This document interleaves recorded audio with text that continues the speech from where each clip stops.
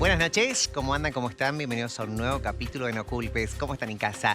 Hoy un programa especial, un programa diferente, porque se va a cumplir 20 años de la masacre de Cromañón. Sí, 20 años.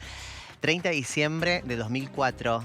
Sí, ocurre este hecho que conmocionó a la Argentina y al mundo. El grupo Callejeros toca por primera vez en la República de Cromañón, un lugar que estaba habilitado para 1000 personas y llegaron a tener más de 3000 personas en el lugar. Vamos a desarrollar en primera persona con aquellos que estuvieron allí en el lugar del hecho, en un ratito.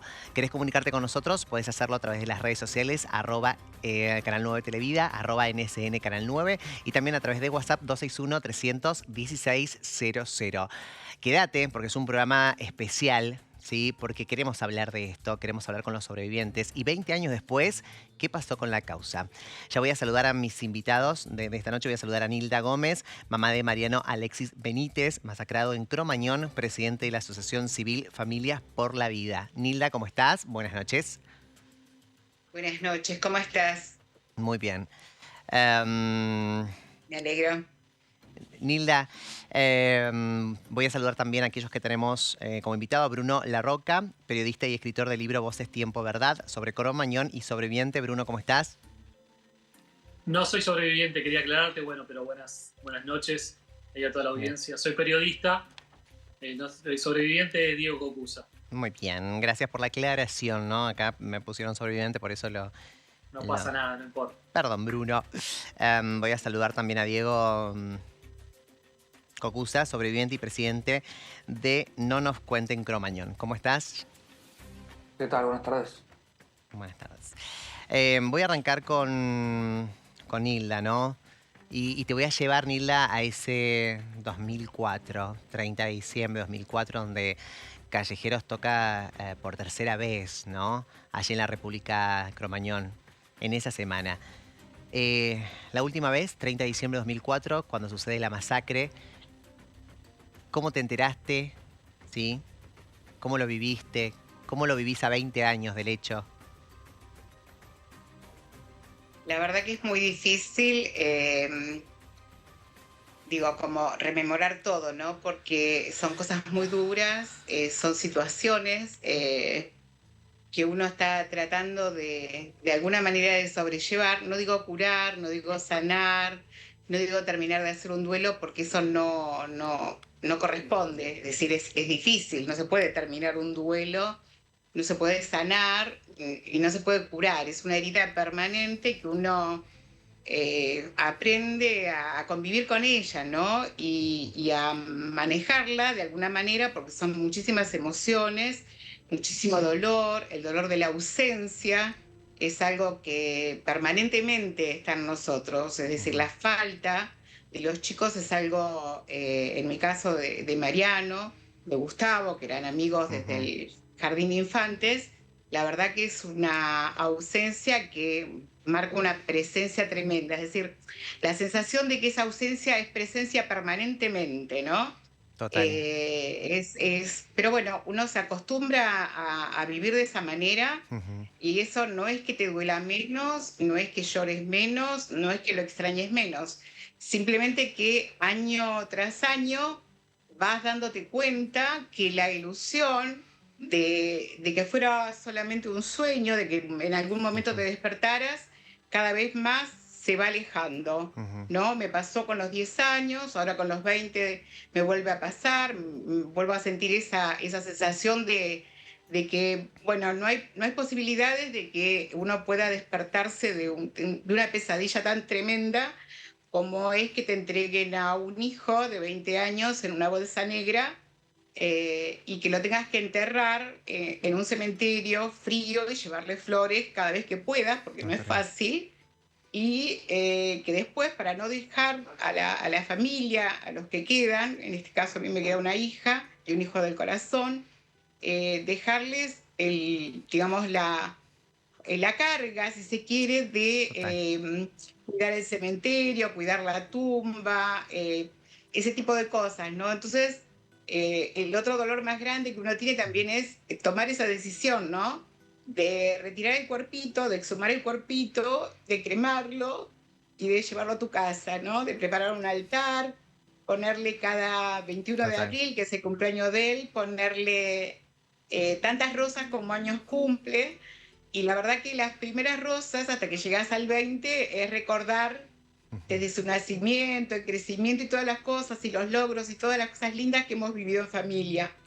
Viajes, reuniones familiares, etcétera. Y después, cuando empezás con 21, ya empieza empezás a recordar también los años que pasaron, la lucha que tuviste, todo con lo que tuviste que enfrentar, como muchos, como todos, ¿no? Los familiares de las víctimas, Nilda, perdón, y cómo. sí, no, te voy a hacer un paréntesis acá, porque quiero indagar sobre esto. En estos 20 años dijiste lucha, con qué luchaste, digamos, con qué lucharon los familiares? Particularmente vos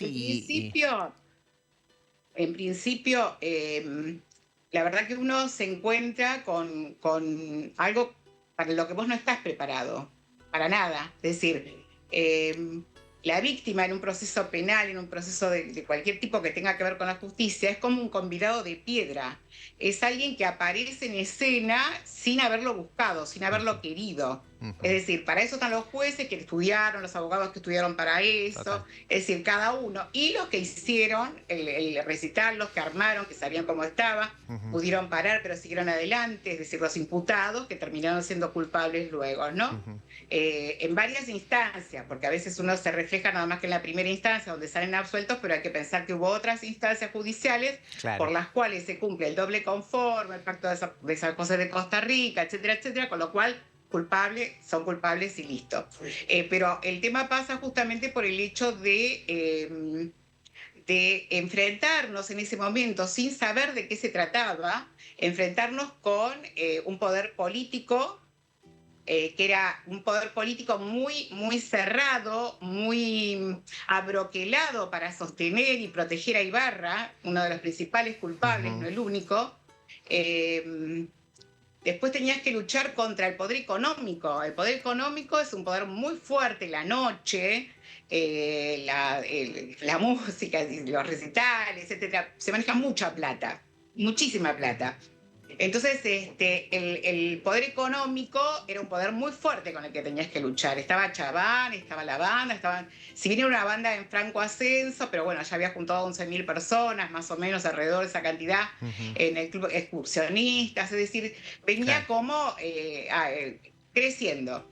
Entonces, de repente, tenés todo muy en contra. Y después el Poder Judicial también, ¿no? Que nosotros estamos acostumbrados a que el Poder Judicial va dejando las causas y se va moviendo en función de, digamos, la temperatura social. Es decir, cuando uno se pone muy mal y empieza a exigir y exigir, es como que le prestan atención, ¿no? Si no, las cosas se van olvidando. Y la verdad que nosotros veíamos que Cromañón estaba como tomando el rumbo de Keivis. Keivis pasó en Vicente López 11 años antes de que pasara Cromañón, y es una causa que quedó totalmente impune, porque no hubo responsables. Fue un accidente, qué pena, se murieron 17 chicos, ya está, qué pena, no hay responsables. Y Cromañón iba camino a eso, por eso la verdad que tuvimos que ser muy delicados en un principio. Muy fuertes. Con respecto. ¿Cómo? Muy fuertes, digo, también, ¿no? Y perseverantes en la Sí, lucha de esto. y sí, estar desde el primer día hasta hoy, la verdad que es duro. Y muchos papás, hemos perdido muchos padres en el camino, muchísimos. Y Yo por el digo que es el cansancio. cáncer de la ausencia, Obvio, el cansancio. más de 60. Y esto fue un hecho mediático, digamos. ¿Le jugó en contra Muy. o a favor esto, que haya sido un hecho mediático, que tuvo tanta repercusión? Mira, a veces lo que no pasa en la tele es como que no pasa. Es decir, si un Total. caso no es tomado por los medios, es como que Sí, quedó no pasa ahí nada. y bueno, si hay justicia hay, si no nadie se entera. Coincide. Cuando un hecho como cualquier hecho toma estado público y se mediatiza de alguna manera, para todas las víctimas, por supuesto que es de gran ayuda. Por eso, la verdad que yo siempre tengo que agradecer a los medios, a los noteros, que hoy son ya periodistas con programas propios y demás, ¿no? Que estuvieron desde el primer momento, que tomaron las imágenes de las escenas dantescas que ahí se vivían, que después eso hizo que, bueno, obviamente esas imágenes empezaran a verse en todos lados, en todo el mundo, y hace que Ibarra se ponga al frente de lo que es el rescate de los chicos y haga todo mal. Porque lo que él quería era que no se visualizaran las imágenes de ese momento, porque era todo un desastre, no había triage, no había nada. O sea, lo de Ibarra fue siempre tremendo, siempre fue, digamos, criminal desde el primer momento. ¿Por qué criminal desde el primer momento? Porque Cromañón era un lugar que se sabía que estaba mal. Obviamente, ¿quiénes lo sabían? Y los que están en el tema, ¿no? Claro. Los inspectores, todo el gobierno, los mismos legisladores. Había muchos anuncios con respecto, muchas alertas con respecto a que Cromañón podía ser un lugar de extremo riesgo. Más de 36 alertas desoídas por Ibarra. Y justamente lo que vos dijiste, esto de alerta, ¿no? Hay que prestar un poco de atención, digo, en el discurso tanto de Callejeros como de Chavar, ¿no? Digo, se mostraron videos antes de la inauguración, ¿no? De Cromañón, donde él decía no a las bengalas, no a esto. Digo, lo de las bengalas fueron repetidos tanto por los artistas, ¿no? Digo, Callejero específicamente, como también por el dueño del mismo lugar. Dijo, no, si se van a portar bien, fue una de las últimas preguntas que hizo Fontanet. Sí. Pero digo, el hecho, o sea, quien lo puso claramente sobre el tapete y expresó lo que estaba pasando y lo que podía pasar fue Chaván. Claro. Chaván claramente dijo lo que podía pasar. Sí. Sí. No hay que olvidarse que 2 o 3 meses antes, Ibarra, cuando pasa Icua Bolaño, que es el supermercado de Paraguay, que mueren más de 400 personas, alrededor de 400, porque cerraron las puertas para que no salgan sin pagar. Cuando sucede eso, Ibarra, muy suelto de cuerpo, dice que en Argentina eso no podía pasar en la ciudad de Buenos Aires porque él estaba preparado para... La ciudad estaba preparada para eso. La verdad que no estaba preparada. No. Y por eso se juntaron los cuerpos de los chicos con y sin vida que estaban pisando la calle Bartolomé Mitre y los metieron en ambulancias, coches particulares, camiones, lo que había, para sacarlos del lugar, de la escena del crimen, digamos, ¿no? Y los llevaban a hospitales que por ahí ni siquiera estaban preparados, ni siquiera los esperaban a los chicos. No se fijaron en nada. Hubo hospitales que estaban más en condiciones de atender el tipo de lesiones que tenían nuestros chicos, y esos hospitales estaban vacíos y estaban llenos, hasta en los pasillos, tirados los cuerpos de los chicos, al igual que estaban en Bartolomé Mitre, estaban en un hospital con los médicos totalmente panicados, agarrándose la cabeza sin saber qué hacer, porque no tenían nada, no tenían oxígeno, no tenían nada. Eso es producto, obviamente, de la gestión Ibarra. Gestión de Ibarra protegido por el gobierno nacional. El gobierno nacional en ese momento no hay que olvidarse que lo encabezaba Kirchner. Así que bueno, digamos, por eso digo que era el poder político, era muy fuerte, había que luchar contra todos ellos. Total, Nilda, y además teníamos a los organismos de derechos humanos que no solamente se pusieron del lado de Ibarra, sino que cuando nosotros hacíamos una marcha pidiendo la destitución de Ibarra, que es algo, digamos, es lo que corresponde de acuerdo a la Constitución de la Ciudad de Buenos Aires, los organismos de derechos humanos se ponen del lado de Ibarra y lo que hacen es una contramarcha llamando a los padres golpistas. Es decir, y después esos mismos organismos de derechos humanos se ponen del lado de la banda y diciendo la música no mata, y ese tipo de cosas que fueron, digamos, frases que se fueron recreando, frases estereotipadas que se fueron recreando y que hoy resuenan como si fuera la verdad revelada, y la verdad que, bueno, sí, la verdad que no es un descubrimiento genial que la música no mata. Nunca mató la música.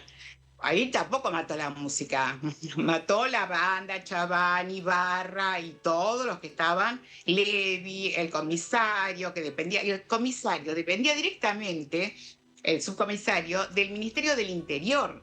Y el Ministerio del Interior estaba a cargo de Aníbal Fernández.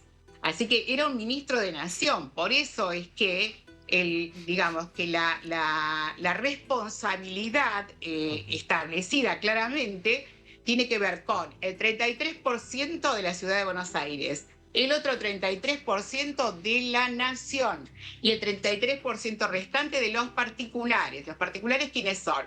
Chaván, Callejeros, bueno, todo Levi. todos ellos tienen un 33% de responsabilidad y además están obligados digamos, por una sentencia a pagar el 33%. El único que paga es Nación, ni la banda, ni Nación, la ciudad de Buenos Aires paga, ni la banda, ni Nación están haciéndose cargo de lo que hicieron. Eso es gravísimo, Bien. a 20 años. Para vos, Callejeros es culpable. Digo, para vos como mamá. Totalmente. Sin Callejeros, los chicos estarían vivos. Callejeros es la última barrera que la muerte atraviesa para atrapar a nuestros hijos. La primera barrera fue la levantó la corrupción, porque ese lugar no tenía que estar habilitado. Ese lugar era una trampa mortal que se convirtió en una cámara de gas. Se convirtió en una cámara de gas. ¿Con qué? Con una candela de la banda que impactó con una media sombra de Chabán. Eso es mentira, La candela A ver, como Nilda, la media Nilda, sombra Nilda. estaban totalmente prohibidos. Nilda, ¿para quién me dijo que eso es mentira? ¿Diego? No, ¿Cómo? que igual ya Sí. estamos acostumbrados hace muchos años a las mentiras de la señora esta, pero No lo yo no escucho. sabía que iba a estar en la entrevista, pero lo que ocurrió fue que desde el público se encendió pirotecnia, como se encendía en los recitales de todas las bandas, hacía por lo menos 15 años desde antes que Callejeros exista, y la candela que se encendió, que lo que sí dijo cierto es que fue una candela y no una bengala, fue desde el público, claramente, del cual yo pertenecía. Bien, bien, bien. O sea, no coincidís Sí. no coincidís con el relato Yo- de Nilda. Perdón, No, es que no escuché coincido, lo es que él yo dijo, estaba ahí. ¿eh? Claro, estaba ahí. No tengo que coincidir, o sea, te tengo que contar lo que yo viví ahí, nada más. Perdón, Diego, claro. Perdón, no, yo tampoco no me dijo la producción que íbamos a estar también quiénes eran los invitados ni nada. No sé si me escuchan. Sí, te escuchamos, sí, sí. Bueno. Con mucho respeto la escuché a la señora Gómez ahí hablar, pero no sé si bien la entrevista yo pensaba que se trataba de otra cosa. No sé si la idea es un debate o qué. Yo pensé que era una entrevista, pero bueno, hace 20 minutos que estamos escuchando un montón de cosas, o por lo menos yo, que no sé si la idea es escuchar opiniones personales, miradas, No, o hablar de información, tener una mirada reflexiva un poco más atrás, porque bueno, yo no, con la mucho mirada de respeto cada uno es. La mirada de cada uno es. la opinión Y personal de la causa. de cada uno. El Yo expediente escribí habla un por sí libro solo sobre también, ¿eh? Cromañón que tiene mucha información y Sí, está basado en información, y recién escuchaba hablando. La televisión básicamente, esto lo digo como periodista sí, y con más de 20 años de trayectoria, sí. desde que estudié en TEA, la televisión es un medio, es un entretenimiento, ¿no? Es un medio, es un entretenimiento. Entonces, creer que todo lo que pasa en la vida real pasa porque pasa en la televisión, creo que es un gran problema que tenemos como sociedad argentina. La verdad y la información está en una causa judicial, no está en las cosas que se dicen en televisión. Digamos, yo puedo decir un montón de cosas en este programa, como Sí. se dijeron barbaridades acerca de lo que ocurrió en Cromañón en muchos canales de televisión, en el programa de Bien. Chiche Gelun, de Mauro Viale. Se ha amenazado gente, se ha insultado gente por este tema, pero la verdad está en la causa judicial y la verdad se declara en la justicia, no ante una cámara de televisión. Entonces digo, como periodista me gustaría que quede claro esto antes de comenzar la nota, Perfecto, que Bruno. lo que pasa en la televisión pasa en un lugar que muchas veces, y la televisión básicamente como medio de comunicación, es un espacio de entretenimiento, pero la verdad está en la causa judicial. Sí, Entonces, Bruno, si entretenimiento. queremos... Sí, no, digo, entretenimiento e Sí. información, porque digo, también te tenemos acá para que nos des información, para que nos No, brindes, obviamente, lo que escribiste en el libro, para que supuesto. visibilices. No solamente el pero por entretenimiento. eso, pero por la dinámica de la entrevista, yo respeto mucho a cada persona que quiera hablar de Sí. Cromañón, la respeto mucho y la escucho atentamente, pero hace 20 minutos que estamos Total. escuchando una opinión personal con mucho respeto. Tenés pero razón. No sé cuál es la idea. No, si tenés entrar a razón. debatir, porque- Tenés razón, por eso la Porque idea. estamos escuchando y nunca tenemos voz nosotros No, para hablar, entonces no. Bruno, no, tenés Sí. razón, pero justamente entendeme a mí como periodista y como conductora que no puedo cortar así de una madre, ¿no? De un sobreviviente. No, por Y supuesto también, que no, pero y también ahora le estoy dando lugar a Sí. ustedes y tienen todo el tiempo para explayarse y para contarnos. Y solamente me interesa muchísimo acerca del libro, ¿no? Y de lo que escribiste. Y obviamente como el relato de Diego, que es el sobreviviente. Sí. Es que justamente el libro era necesario construir y dejar en un documento un libro que tapara tanta fake news, tanta mala información, tanta opinión en medios de comunicación de personas que no tenían la menor idea de lo que era un show de rock, cómo era la juventud. Entonces este libro nace como esa necesidad, nace a través de información y está 100% basado en información que está en la causa judicial que cualquiera puede ir y recoger porque la causa judicial justamente está publicada en internet y puede acceder cualquiera. Entonces, ante tanta desinformación, ante tanta opinión personal y ante tanta mirada ajena, y esto lo digo por comunicadores, no por nadie en especial, sino en general, por opinólogos de televisión que no tienen la menor idea de cómo era un show de rock, que no tienen la menor idea quién era Callejero, que no tienen la menor idea de por qué el público llevaba bengalas o no llevaba bengalas. Bien. Ante tanta desinformación, surgió la necesidad de hacer este libro y dejar documentado, vuelvo a repetir, con información de una causa judicial, no con lo que se dijo y se opinó en programas de televisión. Bien, ¿nos podés contar, desarrollar un poquito acerca de lo último que dijiste, esto de los jóvenes, de las bengalas, del show de Cromañón? Sí, porque hubo mucho, este libro, como te decía recién, viene un poco Voces Tiempo Verdad, de derribar un montón de fake news, y las fake news tenían que ver con eso, con mentiras que se instalaron a lo largo de todo este tiempo, ¿no? Como la guardería en el baño, que Callejeros había invitado a un festival de bengalas, que entraba a las bengalas, y un montón de mentiras que se dijeron y se trataron de construir a lo largo del tiempo. Cromañón estaba habilitado, básicamente la habilitación correspondía al gobierno de la Ciudad de Buenos Aires.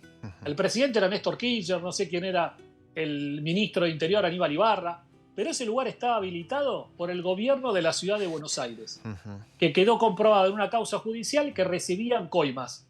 Pero no estuvo habilitado, mal habilitado, y las coimas las pagaba Omar Chabán cuando abrió Cromañón. Ese lugar está habilitado mal, de forma irregular, desde el año 1997 como un boliche de cumbia. O sea, ni siquiera es un problema de habilitación que tiene que ver con el rock ni con Omar Chabán. Desde el año 97 que se construyó y se abrió ese boliche, funciona de forma irregular. Por eso hay un inspector de bomberos de apellido Calderini que fue juzgado por la justicia y fue penado por la justicia justamente por falsificar los planos de Cromañón antes que se llame Cromañón, cuando se llamaba El Reventón. Entonces, caer sobre el rock, caer sobre la juventud, caer sobre Omar Chabán, incluso es una mirada un poco distorsionada de la realidad, porque quedó comprobado en la justicia que antes de que tengamos un boliche de rock donde funcionaba Cromañón, había un boliche de cumbia que funcionaba con las mismas irregularidades. Incluso en el año 97, Rodrigo metió 5.500 personas en ese lugar. O sea, Bruno, muchas que lo que más. digo Sí. lo que pasó en el 2004 podría haber pasado en el 97.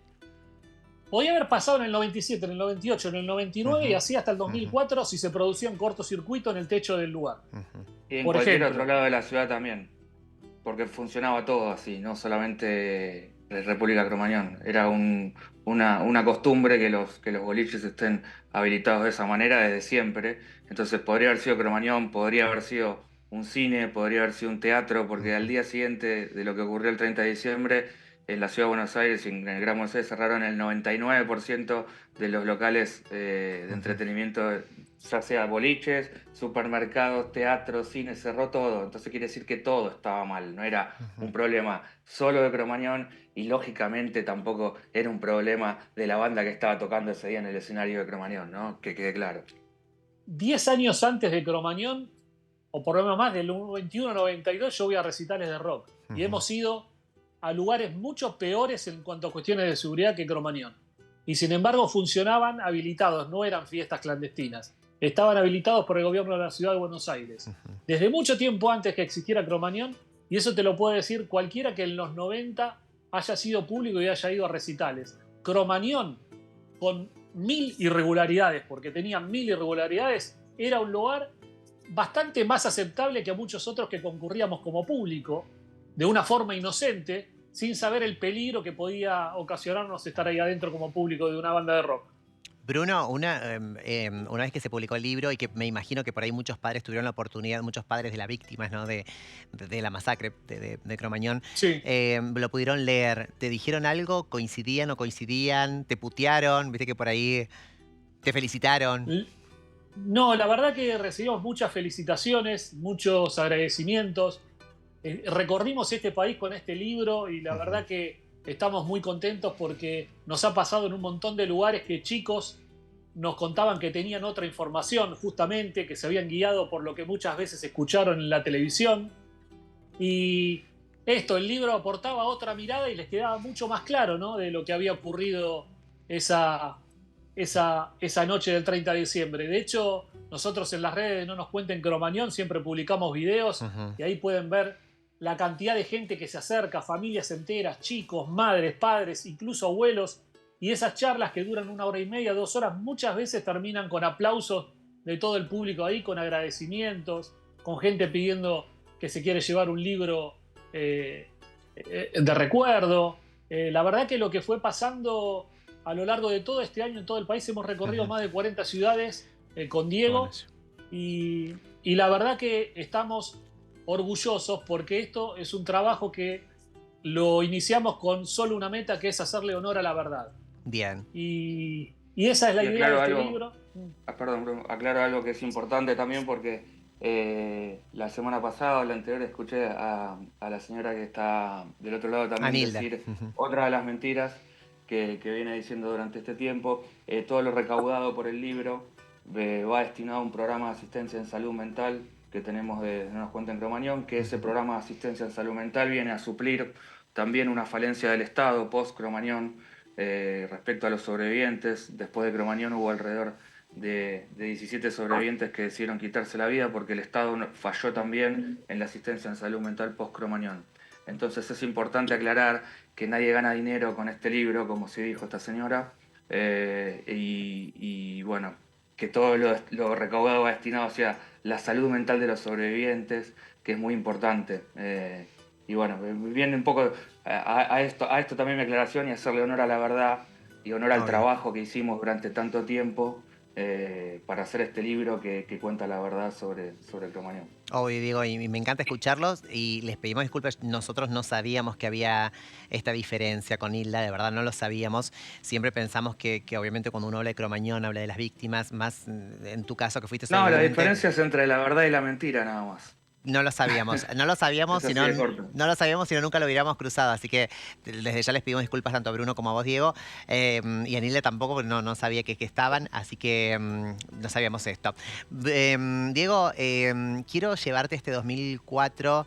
¿Eras fanático de Callejeros? ¿Lo seguías?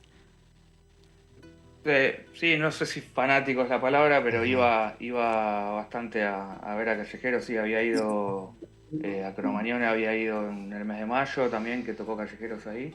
Y después había recorrido algunas ciudades también. Había ido a La Plata, había ido a Córdoba. Fui a Cemento también, que tocó en Cemento durante ese año, que era otro de los locales de Omar Chabán en la ciudad de Buenos Aires, que era un desastre. Cemento era peor que Cromañón. He ido a verlo varias veces y bueno, yo siempre cuento que a mí nunca, si bien el tema de la pirotecnia en los shows era algo habitual en todas las bandas de rock en ese momento, yo era como el careta que no le gustaban las bengalas, ¿no? Porque no me gustaban, me molestaban, no se veía el show. Y bueno, yo jamás, en todas las veces que fui a ver a Callejeros, me sentí de ninguna manera incentivado a aprender pirotecnia. Todo lo contrario, se ha pedido varias veces que no se encienda pirotecnia. Pero bueno, nada, se instaló, es una de las cosas que decía Bruno antes, ¿no? Se instaló durante todos estos 20 años que había una guardería en el baño, se instaló que la responsabilidad era de la banda por supuestamente pedir que se encienda pirotecnia.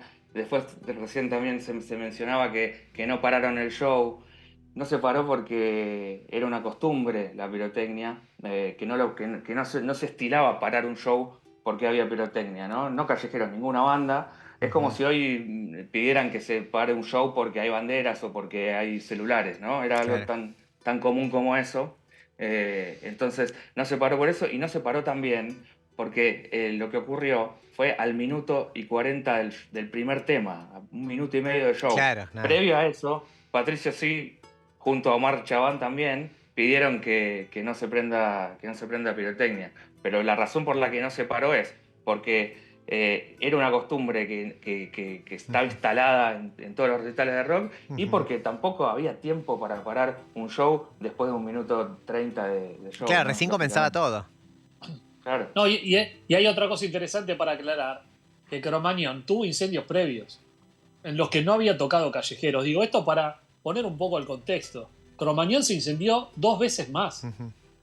Una 5 días antes y tocaba otra banda de rock que no tenía nada que ver. Digo, eso para tener un poco, cuando se quiere hacer foco y poner la mirada en quién se quiere poner la mirada, ¿no? Cuando se quiere correr un poco el foco de la situación. ¿Por qué Ese crees? lugar funciona. Sí, no, digo, ¿por qué Sí, crees, Bruno, que hay parte de la gente que quiere correr el foco? la verdad que no sé. Ujú. No sé por qué quieren correr el foco. La verdad que ni me interesa. Cada cual puede opinar y está en su derecho, obviamente, de opinar lo que quiera. No, yo Me- creo que sí, perdón, yo creo que, que sí, desde el primer momento desviar el foco de atención le servía a los poderosos, le servía al poder político, que fueron los Ujú. máximos responsables de que Claro. ese lugar está abierto. Bruno decía recién que ese lugar está habilitado por el gobierno de la Ciudad de Buenos Aires. Yo fui a ver un show a un lugar habilitado por el gobierno de la Ciudad de Buenos Aires. La banda fue a tocar a un lugar habilitado por el gobierno de la Ciudad de Buenos Aires. Entonces, a quienes habilitaron ese lugar, al gobierno de Aníbal Ibarra, que me alegra un montón que sí hagan foco en Ibarra ahora, me alegra un montón, porque no pasaba antes, llamativamente. Ujú. Entonces, lo de desviar el foco, lo de decirle lo de la guardería durante 20 años, lo de las bengalas durante 20 años, le servía al poder político para que el foco vaya hacia los jóvenes, hacia las víctimas, ¿no? Porque en Claro. realidad nosotros somos las víctimas y se hizo foco sobre las víctimas en vez de sobre los responsables. Ujú.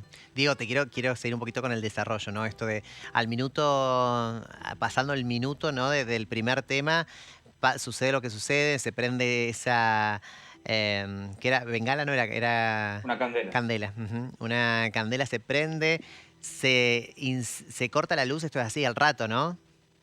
Sí, sí, una de las irregularidades, bueno, Cromañón estuvo plagado de irregularidades, ¿no? Ujú. En el libro mucho la mayoría de las cosas que contamos tiene que ver con esto, ¿no? Con qué eran las cosas que estaban mal y qué, o sea, qué era lo que hacíamos mal y qué eran las cuestiones irregulares que había en el lugar, justamente para entender por qué pasó Cromañón. Una de las cosas era que las luces de emergencia no funcionaban, por Ujú. ejemplo.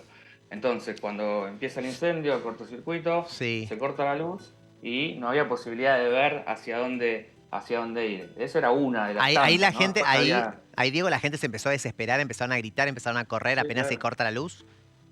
Sí, claro, sí. Sí, Ujú. porque los que no teníamos en la cabeza hacia dónde estaba la puerta, no sabíamos para dónde ir. Y bueno, incluso la puerta justamente es otra de las irregularidades que había en Cromañón, Ujú. ¿no? La puerta de emergencia, había una puerta de emergencia que estaba cerrada con candado y alambre. Entonces, ahí había, si esa puerta no hubiera estado en esas condiciones, posiblemente hubiera salido muchísima gente de la que no pudo No salir. pudo salir. Entonces, ahí había otro. Después estaban los matafuegos, había 15 matafuegos, de los cuales 10 no estaban sin carga, 3 estaban vencidos y 2 sin precinto. Los extractores, figuraban 4 extractores en los planos de Cromañón, de los cuales funcionaba uno solo, y funcionaba uno solo porque los otros 3 fueron tapados por Rafael Levy, que tampoco se lo menciona mucho. Rafael Levy es el dueño del inmueble de Cromañón. Ujú. Fueron tapados para construir 3 canchitas de fútbol en el techo. Entonces, los extractores que se hubieran llevado todo ese humo tóxico que tuvimos que respirar, no funcionaban por esa razón, por la ambición del dueño del lugar, que era Rafael Levy. Había... y podríamos sacar también el nombre de Cromañón y hablar de la propiedad también en sí, porque Cromañón también está vinculado mucho al rock. Pero la propiedad, para que tengan una idea, ninguna de las medidas presentadas en los planos coincidía con la realidad. Cuando el juez manda peritar el lugar y manda tomar las medidas, ninguna medida de las ventanas, ni de las puertas, ni de los pasillos de acceso, de ingreso y de salida coincidía con las que estaban presentadas en los planos. Ujú. O sea, estamos hablando de un lugar que ya básicamente después funcionaba con un montón de irregularidades, como dice Diego, Ujú. pero básicamente su estructura ya era ilegal con lo que presentado en los planos. De hecho, como les repetía recién, fue una persona juzgada del gobierno de la Ciudad de Buenos Aires y recibió una pena por falsificar los planos. Y esto está en la justicia. Ujú. ¿Por qué creen que se metieron con callejeros, ¿no? Con la banda? Digo, Lo terminó que siendo decíamos recién, era una forma de de desviar sacar el foco, fue ¿no? una De forma eso. sí, que Sí, finalmente fue lo que pasó, porque fíjate que en las condenas finales, ¿no? En la primera instancia de un juicio donde se evaluaron todas las pruebas, donde se llamaron a 300 testigos, en la primera instancia de ese juicio se absuelve a los músicos, ¿no? Y al escenógrafo también. Y finalmente, después de un montón de cuestiones turbias que no vienen al caso ahora, o sí, pero sería sí. hablar un día entero sobre eso, se determina una responsabilidad penal de los músicos cuando no se evaluaron pruebas nuevas, lógicamente, en la segunda instancia y en la tercera, y finalmente al cantante de Callejeros le dan el doble de pena que a los funcionarios públicos que fueron los responsables de habilitar ese lugar, y al escenógrafo de Callejeros, ¿sí? El escenógrafo de Callejeros que fue a colgar una tela atrás del escenario y ni siquiera estaba en el escenario en el momento del hecho, le dieron la misma pena que a los funcionarios públicos. Y eso fue celebrado, lógicamente, ¿no? por un sector. Pero digo esto, los números, como para que tener en Sí. cuenta la ridiculez que fue la sentencia final. En el libro justamente habla un sociólogo y un comunicador muy prestigioso, se llama Kaufman de apellido, que habla de cómo la sociedad argentina siempre necesita para todo caso encontrar un culpable. Siempre necesita que alguien vaya preso ante cualquier acontecimiento público que tome la dimensión como tomó Cromañón. En Perfecto. este caso quedó claro desde un primer momento que las miradas caían sobre Chabán y Callejeros, Ujú. y tener preso a Chabán o a Callejeros desviaba el foco del antro de corrupción que era el gobierno de la ciudad de Buenos Aires, como quedó comprobado, ¿no? Y el escudo político que tuvo Aníbal Ibarra desde un comienzo quedó más que claro, porque Aníbal Ibarra no se presentó a hablar de Cromañón, a dar la cara desde muchos días después, pasada la masacre, ¿no? Ni siquiera tuvo el coraje de ir personalmente esa noche del 30 de diciembre a ver qué estaba ocurriendo ahí en el boliche de Once. Pero bueno, la mirada cayó también, y los medios de comunicación hicieron foco, obviamente, también, pues se alzaron muchas voces desde el dolor que apuntaron a la banda y apuntaron a 5 pibes de Villa Celina, del conurbano del Gran Buenos Aires, de un barrio de clase popular, trabajadora, que tenían 22, 20 y pico de años, que ni siquiera tenían mucha experiencia en lo que tenía que ver con la música, y que fueron a tocar esa noche, volvemos a repetir siempre, a un lugar que estaba habilitado por el gobierno de la ciudad de Buenos Aires, Ujú. que nadie controló, que nadie tuvo el coraje de clausurar, porque obviamente, como quedó comprobado en la causa, las coimas y la corrupción funcionaban a la orden del día. Hay que hablar de otro país, ¿no? Porque era Buenos Aires en el 2004, donde, y no solamente los boliches de rock funcionaban con coima, los comercios de la ciudad de Buenos Aires pagaban coima, los kioscos para habilitar un cartel en la puerta en la vereda, los bares para poner sillas y mesas también en la vereda en lugares donde no tenían habilitados, digamos. Había una caja chica del gobierno de la ciudad de Buenos Aires que Ujú. funcionaba con la coima. Y eso quedó comprobado también en Cromañón. Diego, quiero terminar un poquito tu relato, ¿no? Con esto del cortocircuito, a oscuras, la gente gritando. ¿Cómo sobreviviste? Yo siempre digo que la diferencia ahí entre la vida y la muerte fue solamente suerte, Ujú. porque estábamos en un lugar que era una trampa mortal y en ese contexto sobrevivir era solamente suerte. Eh, con todas las irregularidades que te contaba recién, con una puerta de emergencia que tenía un cartelito luminoso de Sí. salida arriba, ¿no? Tenía un cartelito luminoso, era lo único que funcionaba en Cromañón, era el cartelito luminoso de salida de la puerta que estaba cerrada. Entonces, no, Co- es solamente suerte. Diego, y cuando pudiste salir, respirar el aire, ¿qué sentiste? ¿Diste gracias? ¿Qué es lo primero que se te vino a la cabeza? ¿Diste gracias a alguien? No, mira, yo cuando estaba ahí adentro, hay una parte que desde que decidí morirme porque no podía respirar más hasta que llegué a la puerta, que no me la acuerdo. eh, sí recuerdo que le toqué la espalda a un pibe y me dijo, no empujen que ya salimos, y vi la calle a 10 metros. Eh, y bueno, nada, sí, es eso, ¿no? Instinto de supervivencia, y cuando salí, no, yo agradecí a que tuve suerte, nada más. Ujú. No creo en ninguna En Dios, no tengo ninguna religión, así que sí, fue agradecido de haber tenido la suerte de poder estar ahí, de que mis amigas que habían ido conmigo, una de ellas estaba de pie y la otra estaba desmayada pero estaba viva. Y bueno, de ahí lo que hicimos, que también fue algo que no se dijo durante todo este tiempo, es que el 40% de los pibes y pibas que no pudieron contarla, no pudieron porque entraron a salvar vidas. Entonces, mientras se criminalizó a la juventud durante todo este tiempo, lo que sí realmente ocurrió ese día es que hubimos pibes y pibas que le salvamos la vida a otras personas y que intentamos salvarle la vida a todas las personas que estaban ahí. Yo cuando salí de Cromañón también me cuentan que quise volver a entrar y que no me lo permitieron porque no me acuerdo de eso. Y entonces yo había ido con un auto, con mi auto que era un Renault 12 modelo 85. Y cuento esto siempre porque me puse a llevar gente en ese auto y lógicamente ese auto no tenía las comodidades ni las necesidades que tiene que tener una ambulancia, ¿no? Como las ambulancias no daban abasto, los pibes y las pibas que estábamos ahí nos pusimos a llevar a los heridos a los hospitales, subiendo a los autos, subiendo a los colectivos, a los taxis, parando colectivos sobre la calle Rivadavia para subir más gente y que los colectivos se desvíen y puedan ir a los hospitales que tampoco dieron abasto. No se hizo el triage en la puerta de Cromañón, por lo cual cuando los heridos llegaban a los hospitales no se sabía cuáles eran los que tenían mayor gravedad, entonces eso aumentó también la cantidad de víctimas. Pero sí quería recalcar que casi todos, o los que pudimos, de los sobrevivientes, los que pudimos, esa noche salvamos vidas, no le pisamos la cabeza a nadie, salvamos vidas. Perfecto, Diego, perfecto. Bruno, Diego, muchísimas gracias por estar en el programa de hoy, por contarnos su visión, ¿no?, acerca de todo esto. Y Bruno, ¿presentaste el libro en Mendoza, puede ser?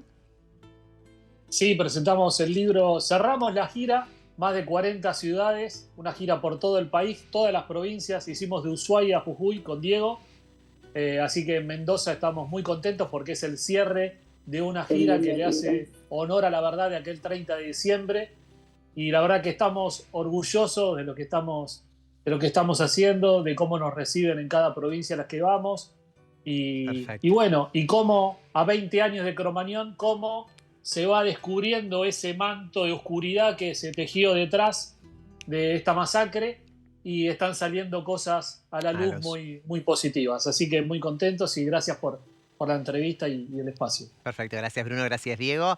Me quedo con Nilda despidiéndola. Nilda, muchísimas gracias también, ¿no?, por la entrevista. Un mensaje que quieras dar, ¿no?, a 20 años de esta masacre.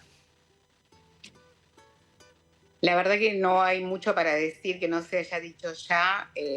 Realmente los chicos no fueron a morir, no fueron a dar la vida por nadie, ni por nada, simplemente fueron a divertirse. Y un lugar que era una trampa mortal y se convirtió en una cámara de gas, les quitó y les robó todos sus sueños, todas sus ilusiones y todos sus proyectos. Quedaron atrapados en un espacio, en un lugar que muchos conocían y muchos sabían cómo estaba, y la verdad que siguieron adelante. La coima no solamente se paga a los funcionarios cuando van a habilitar o a controlar para ver si tienen que clausurar o no. La coima también se pagó esa noche para que ingresaran, en lugar de 1.031, entraran casi alrededor de 5.000 personas. Y esa coima la pagan tanto la banda como callejeros a la policía que dependía del Ministerio del Interior, ¿no? Por eso la responsabilidad también del gobierno nacional. Es decir, que la verdad que todo se complotó para que, y eso está en la causa, ¿no? No lo digo yo porque sí, porque se me ocurre, sino que está en la causa y está probado. Por cuanto la verdad que a ver, uno para puede Nilda, decir Nilda, perdón, pero me pide la palabra Bruno. Bruno, a ver. No, sí. Sí.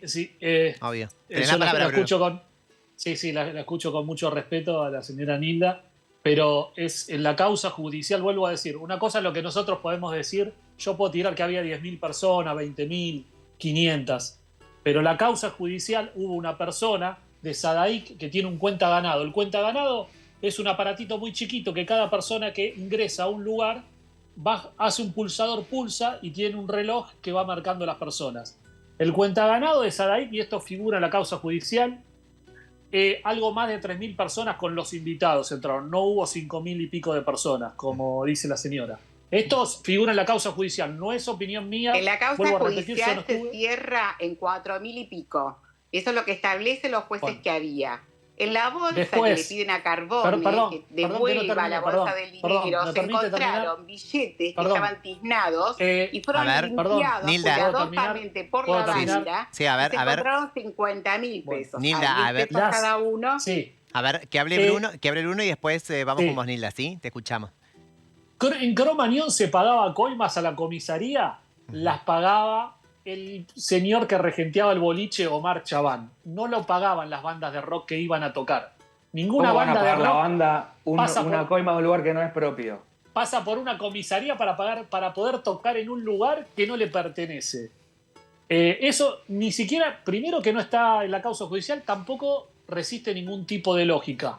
Digo, esto lo tenemos que dejar aclarado porque si no se presta más a la confusión, si no otra vez corremos el foco de la mirada y desfiguramos una causa que la verdad que tiene mucho dolor, que se va a cumplir 20 años y yo creo que es hora de que dejemos las opiniones personales y le hagamos honor a la verdad y corramos ese velo de oscuridad que se tejió detrás de Cromañón y sacamos a luz la verdad de lo que pasó aquella noche. O sea, ninguna banda por tocar ni en Cromañón ni en un lugar pagaba coimas. Las coimas las pagan siempre y las pagaron siempre los empresarios que habilitaron los lugares de forma irregular, como el caso de Cromañón. Pero además, ¿qué vamos a pedir? Que todas las bandas que tocaban en Cromañón, o sea, si era un requisito para tocar en Cromañón pagar coimas, o sea, todas las bandas tendrían que ser condenadas por haber pagado Perdón, coimas. pero no También es un dije delirio. eso. Digo que esa noche, para que ingresaran más personas, porque el lugar estaba Todos los habilitado para días ingresaban más 1031, personas en y ya Cromañón. había Todos los mandado días a ingresaban hacer más personas. Todos los días entradas ingresaban por más de 2.500 1.000 personas. para cada noche. En todos los- En ese lugar, esa noche, se pagó a la policía para que pudieran ingresar más personas, no para que estuviera habilitado el La lugar, habrá sino pagado para que pudieran Omar ingresar Chabán. más personas de la que correspondía. Eso Omar fue Chabán. probado y por eso Fontanet tuvo 7 años. Por estrago culposo, seguido de muerte y por el cohecho. Son 2 delitos que se le probaron y por eso tiene la mayor cantidad de años. Y por eso estuvo en la cárcel un poco más de tiempo Fontanet que no el fue resto de preso por compañeros. pagar coimas. No es cierto eso. No fue preso Fontanet por pagar coimas. Fíjate, No es en la cierto. causa dice por cohecho y por estrago culposo seguido de muerte.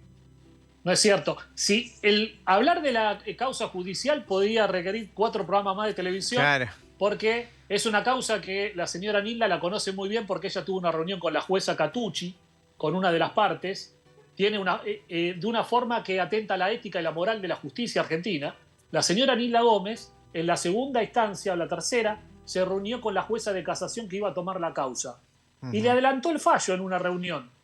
Y después de adelantar el fallo lo han publicado diciendo de que la jueza, cuando recibía la causa, iba a ejecutar las penas. O sea, una jueza de la Nación Argentina, de casación, adelanta a una de las partes involucradas en un juicio que va a ejecutar las penas de los músicos y los va a meter en cana a los músicos de callejeros antes de recibir la causa.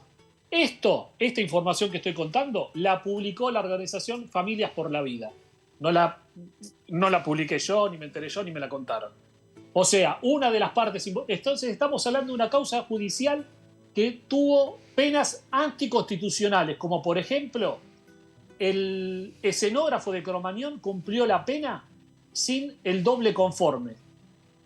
Es un fallo que es histórico en la Argentina lo que ocurrió. No, El tenés la escenógrafo de cárcel llena de callejeros sin personas el que doble están cumpliendo conforme condena y no cumplió tienen el su doble pena conforme, o en sea. prisión. Cosa que la Corte Suprema, a cargo de Zaffaroni, tuvo que declarar y ordenar la liberación de los músicos porque fueron en segunda instancia presos de forma inconstitucional. La causa de Cromañón es una causa incluso que atenta también a los derechos humanos. Por eso después vemos también a la señora Estela de Carlotto apoyando este tipo de causas. Porque acá hay una causa también que atenta a los derechos humanos en Cromañón. Y la señora Nilda Gómez lo sabe muy bien porque ella se reunió con una de las partes, con la jueza Liliana Catucci, y esto fue informado por ellos. Pero bueno, la causa de Cromañón, creo que podríamos hacer 4 programas de televisión más con información. Total, ahí se nos pasó el tiempo. Te quiero agradecer, Diego. Bruno, muchísimas gracias. Gracias, Nilda. Evidentemente, bueno, Bruno y Diego sostienen una verdad, o sostienen la verdad según la justicia, y Nilda tiene su versión, su verdad. Sí, lo que está en el expediente y en la causa. No tiene la razón el que más grita, sino el que ha leído la causa y puede interpretarla y poder comentarla tranquilamente sin tener no se trata de gritar para nada, se trata de justamente de defender la verdad, el honor de las personas. A la verdad me refiero. De eso. O la sea, verdad hay que esa es mi función y por eso yo me involucro con esta causa tan de cerca y he dejado varios años de trabajo periodístico detrás de esta causa. No es por una un montón película de hadas, de cuestiones ni es un libro de y de un malas relato informaciones bonito, y de mentiras que se contaron a lo largo de este tiempo. Perdón, nada más que eso. Perdón, gracias Bruno, gracias Diego, gracias Nilda. No quiero que ni siquiera discutan porque este es un programa donde queremos obviamente homenajear, queremos visibilizar, mejor dicho, queremos visibilizar, ¿no?, lo que pasó hace 20 años atrás, un hecho que conmocionó claramente a toda la Argentina y estamos con todas las víctimas, ¿no?, que sufrieron este hecho. Bien. Esa es la bandera que nos ponemos todos, ¿no? Estar con las víctimas. Está todo más que bien. Muchas gracias por el espacio. Chau, Saludos gracias a todos. por el espacio. Gracias, muchísimas gracias. Un abrazo. Gracias a todos. La verdad es que no sabíamos que iba a suceder esto. Si queríamos visibilizar lo que sucedió hace 20 años en la Argentina y claramente, vuelvo a repetir esto, estamos con la bandera de las víctimas. Corte, ya venimos.